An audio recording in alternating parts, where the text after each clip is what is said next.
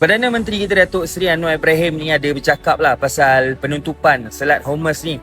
Ni pasal krisis di Timur Tengah, Iran bergaduh dengan US, bergaduh dengan Yahud lah. Jadi PMS kata penutupan Selat Hormuz ni boleh menjejaskan minyak dunia. Maksudnya minyak dunia ni akan melambung tinggi lah bila berlakunya perang ni. Walaupun jauh nun di sana, tapi dampaknya akan terkena juga dekat Malaysia ni. Sebanyak 20% minyak dunia dan juga 25% gas dunia ni dia keluar dari... Dunia saat ini sedang berada di ambang kekacauan ekonomi yang luar biasa mencekam, di mana harga minyak dunia secara resmi telah menembus angka kritis $116 per barel.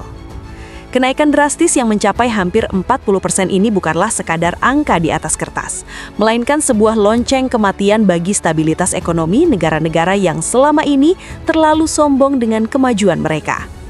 Di tengah ketidakpastian global akibat memanasnya konflik di wilayah Selat Hormuz, dua negara tetangga kita, Malaysia dan Singapura, kini mulai merasakan kepanikan total yang belum pernah mereka bayangkan sebelumnya. Kondisi di Malaysia saat ini digambarkan sangat mencekam dengan lonjakan biaya hidup yang mencekik leher rakyat kecil hingga memaksa puluhan ribu warga turun ke jalanan. Demonstrasi besar-besaran yang terjadi merupakan luapan kemarahan masyarakat yang menuntut penurunan harga bahan bakar dan kebutuhan pokok yang sudah tidak masuk akal. Seruan agar Perdana Menteri mundur dari jabatannya menjadi bukti nyata bahwa kepercayaan rakyat terhadap pemerintah telah berada di titik nadir akibat kegagalan dalam mengelola kedaulatan energi nasional mereka. Sebanyak 20% minyak dunia dan juga 25% gas dunia ni dia keluar daripada laluan Selat Hormuz ni. Daripada Dubai ke, Qatar ke, Kuwait ke, Bahrain ke, Arab Saudi ke, Emirat ke, kan diorang ni negara pengeluar minyak dan gas terbesar di dunia ni. Jadi diorang keluarkan minyak dan gas tu ikut laluan tu. Masalahnya sekarang ni Iran tengah sekat laluan tu, jadi tak boleh nak keluar. Jadi mendatangkan panik lah seluruh dunia ni. Negara-negara lain semua panik lah, dan auto minyak dan gas ni ataupun rantaian makanan nanti akan terjejas dan akan naik harga. Sebenarnya Selat Hormuz ni dia bukan tutup sepenuhnya. Dia tak tutup sepenuhnya. Tapi mana ada kapal nak lalu kawasan tu? Gila ke apa? Syarikat insurans pun tak berani tanggung risiko nak lalu kawasan tu. Kawasan perang. Dan Iran dah bedil lah berapa kapal dah sebelum ni. Tapi dia tak mengaku tu, tak tahan tu. Perdana Menteri kita ni dah bagi hint lah.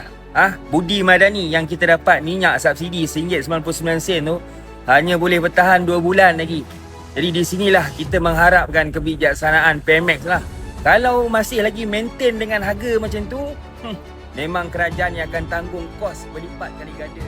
Malaysia memiliki utang luar negeri yang sebagian besar berasal dari negara-negara seperti Jepang, China, Amerika Serikat, Jerman, dan Singapura. Berikut adalah ikhtisar singkat mengenai hubungan utang dengan beberapa negara tersebut.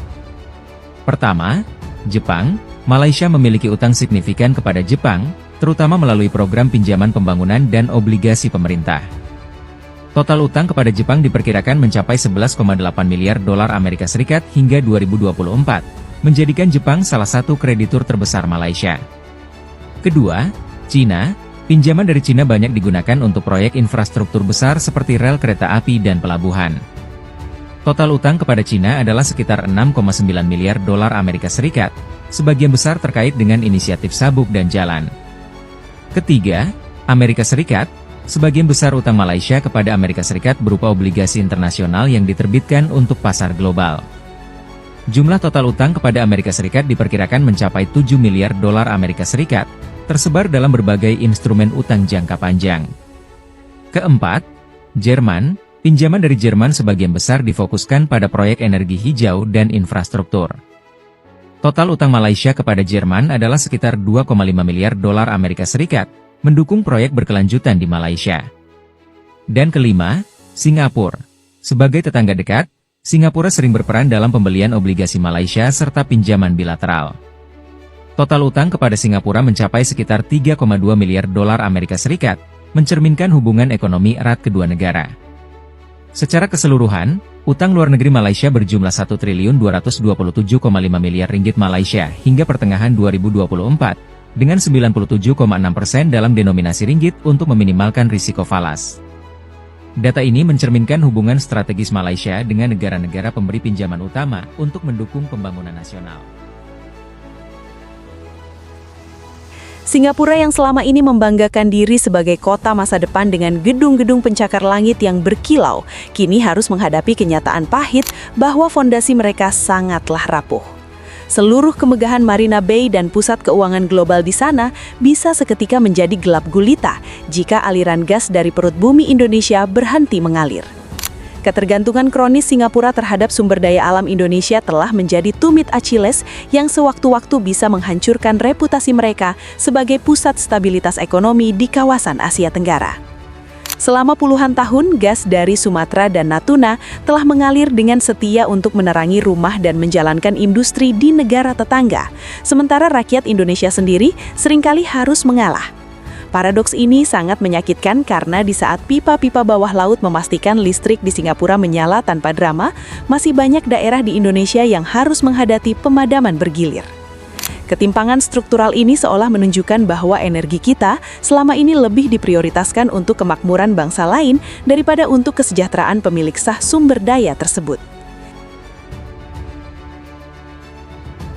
Gitu doang. Sekarang kena tarif. Siap-siap lu tambah miskin. Percaya nggak lu?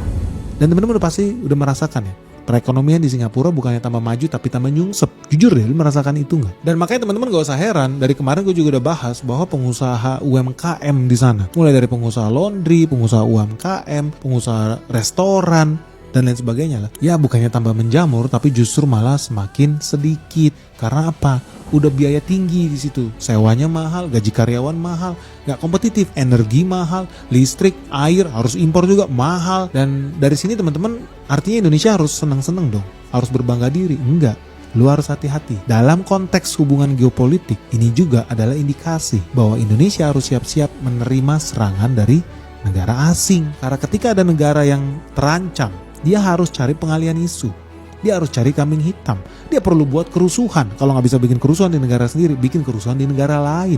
So teman-teman bakal menyaksikan bahwa Indonesia bakal segera menerima serangan-serangan dari negara tetangganya sendiri. Ini adalah indikasinya. Nggak ada negara yang rela negaranya itu dirugikan ratusan triliun.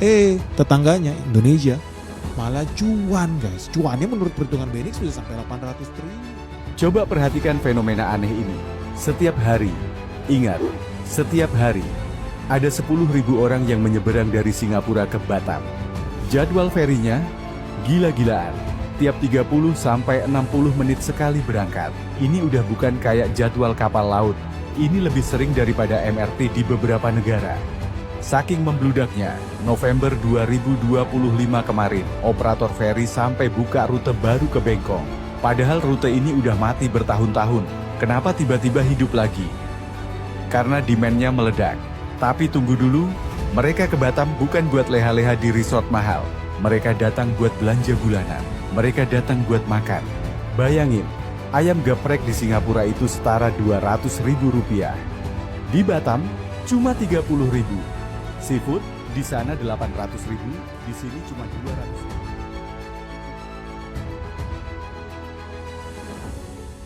Kini, angin perubahan mulai bertiup kencang dari Jakarta melalui kebijakan berani Presiden Prabowo yang mulai memikirkan ulang arah pemanfaatan energi nasional. Rencana untuk menghentikan ekspor gas mentah dan memprioritaskan kebutuhan domestik adalah sebuah langkah strategis yang membuat ruang-ruang rapat di Singapura dan Kuala Lumpur mendadak sunyi senyap. Indonesia tidak lagi ingin hanya menjadi penonton yang menjual tepung murah lalu membeli roti mahal, melainkan ingin menguasai penuh rantai nilai energi untuk memajukan industri dalam negeri sendiri. Mari kita dukung setiap langkah strategis yang mengedepankan kepentingan nasional di atas kepentingan korporasi global atau kenyamanan negara lain.